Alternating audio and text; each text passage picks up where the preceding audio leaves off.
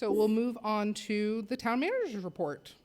I don't think we've ever done this so early in the meeting. I do appreciate it. A prior chair would have bumped me all the way to the bottom. All right. Chief Woods has submitted a grant application to the Commonwealth of Massachusetts through the fiscal year 2026 Municipal Roadway Safety Grant for enhanced traffic enforcement along Middlesex Road. This, of course, is in response to feedback from your last meeting. Middlesex Road is undoubtedly the most traveled road in town and also represents the most crashes. In fact, 37% of the reportable accidents in Tyngsborough last year occurred on Middlesex Road. Last week, School Resource Officer Chris Gustafson hosted Operation Copsicle at Tyngsborough Elementary School. This is an annual program that the Tyngsborough Police Department hosts that brings together future middle school students for ice cream handed out by members of the Tyngsborough Police Department. It is always a great event and very well received. It's just another fantastic example of the work that our robust SRO program here in Tyngsborough does. A big thank you to the Tyngsborough Recreation Department, the Board of Health, the Health Department, Department of Public Works, Police and Fire, and all of our staff that helped plan and execute a fantastic grand opening and health fair at Ironwood Park last week. The weather held out just long enough, the courts were packed, and it was truly a fantastic event. Ironwood is open for business. I drove by yesterday at like 3 in the afternoon, and all the amenities were absolutely packed. So it's certainly getting its use, which is fantastic. I've done this with the board, but I just wanted to publicly take a moment to acknowledge our first responders, our 911 communication specialists, firefighters, and police officers who handled a very complex and difficult scene a couple weeks ago on Route 3. The accident involved several vehicles, a fatality, and multiple ambulance transports. Despite the very difficult scene, our first responders carried themselves with tremendous professionalism, delivering the highest level of service that you'd expect. I extend my deepest appreciation and admiration to all of them, and of course my condolences to the individual who lost their life, and wish for a speedy recovery for the victims. On a staffing front, we're looking for a part-time cemetery coordinator within the Department of Public Works to help manage the sale of burial plots and coordinate internments. This work was previously handled by the former Cemetery Commission. That was an elected body that was disbanded with the passage of the DPW Act. Former Cemetery Commissioner Doug LaTulip has kindly continued to manage that process during the transition, but has decided to step away from that role. The position is per diem with up to 19 hours weekly at $20 per hour. The job posting is live currently on tyngsboroughma.gov for those that are interested. And due to the pressing need for this position, we'll be reviewing applications on a rolling basis. So if you know somebody that might be interested, certainly have them reach out.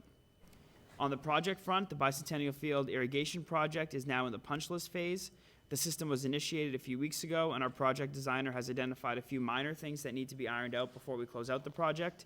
I expect that we'll be able to close the project out in the next few weeks. They were on site today addressing all but one very minor of the punch list items. And so at some point early next week, we'll coordinate a kickoff meeting with all the staff that will have a hand in managing that project so that they know how to maintain the system.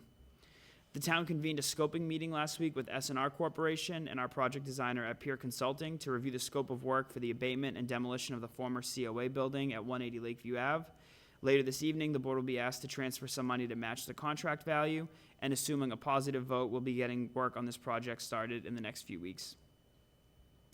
On the procurement front, we're currently seeking sealed bids for the Norris Road Sidewalk project. This project was funded in last year's capital plan and will see the installation of sidewalks from Frost Road to the school campus on Norris Road.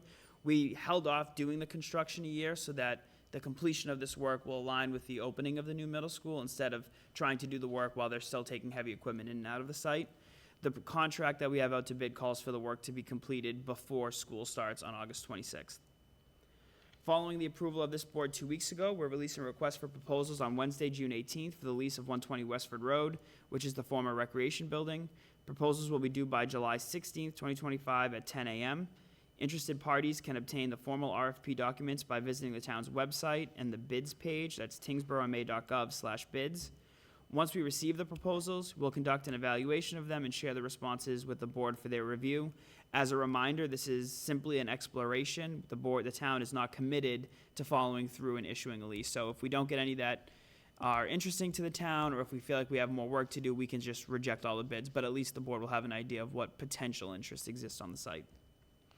And then just a few reminders about upcoming events. Join us on Wednesday, June 18th for Bingo Night at the Center for Active Living. Doors open at 5:30 and the game starts promptly at 6:30. On Friday, June 20th, that's this week, we'll host a 10-year anniversary gathering at the Center for Active Living to celebrate 10 years of the Council on Aging operating out of 169 Westford Road. We'll also do a formal naming ceremony to commemorate the name change to the Center for Active Living. That program kicks off promptly at 11. The Tyngsborough Public Library will host a kickoff party for their 2025 summer reading program this Saturday, June 21st, from 10 a.m. to 1 p.m. at the library. You can learn more about the event and their summer reading program by visiting www.tinglib.org. And then just one update on my end. I'm excited to report that following the meeting last Wednesday of the Commission on Disability, on behalf of the Commission, I submitted to the Massachusetts Office on Disability an application for an ADA improvement grant to update the town's transition plan, which was approved by this board in 2021. If administered, that grant would allow for $17,500 in funding to map all sidewalks and curb ramps throughout the town, incorporate that map into our StreetLogix platform, and provide key data for the town to prioritize any necessary repairs or improvements for our right-of-way infrastructure. We last received this grant from the MOD in 2020 to fund the self-evaluation and transition plan. We expect to hear from them either way this fall. And that's it. Thank you. Any questions for either the town manager or assistant town manager? Select person Coughlin, I'll start with you. None at this time, thank you. I'd just like to say, the Ironwood Park kickoff was a great event. Since that time, I've been, I go by there quite a bit, and I stop in to see people. I played pickleball, and yesterday I actually played basketball for the first time in a couple of years. So I took a couple people on a game of one-on-one. So that was a lot of fun, and I'm looking forward to playing every amenity that's there. And as Colin said, I've seen people playing so many of those games over there. Every single one, I think I've seen somebody out there. And I've seen a lot of families go there for, just to hang out, spend some time there. The kids, although, a lot of people wanted a playground, the kids seem to be playing a lot of the amenities that are there. And they're pretty young, and they're having a blast. So it's great to see that. One of the things when I moved here, I realized there was never a park, a big park, and I never could figure out exactly how we were going to make it happen, and it's just exciting to see this finally happen. So, please, if you haven't seen the park, please stop in and enjoy it. Thank you. Thank you. Select person Eldridge. Thank you, Chairperson. A couple questions relative to the bicentennial field irrigation. Do we have a smart controller on that one? I meant to ask all Yes. this stuff. Those fields have always had a smart controller. They were broken and never repaired 2 summers ago. My understanding from the school department is that they were repaired last summer. Okay. And then the other question is, are we at the point with the small number of issues, are we using the new irrigation system today and no longer tapping into potable water for that right now? I do not believe that we've had to use municipal water. I think a combination of the testing phase where those were on and all the rain that we've received has helped. But certainly, once the system is fully, none of the issues related to actual operation, they were minor things like placement of certain conduits, so they were out of the way. So I have no reason to believe that we weren't. Okay. Yeah, no, thanks for the update. It's been a long road for that one, and I think it's important for people to understand that not only is it going in, but it's responsible use, and that we're trying to not only not use potable water, drinking water really isn't good for the soil anyway, but we're also, I would hear from people saying, why are the sprinklers on when in the middle of a rainstorm? And now we're, conserving and doing things the right way. So fantastic that we're at that point. So thank you for the update. Thank further you. questions. I'm curious about the StreetLogix platform. Do you mind just talking a little bit about that and about how we use it? Sure.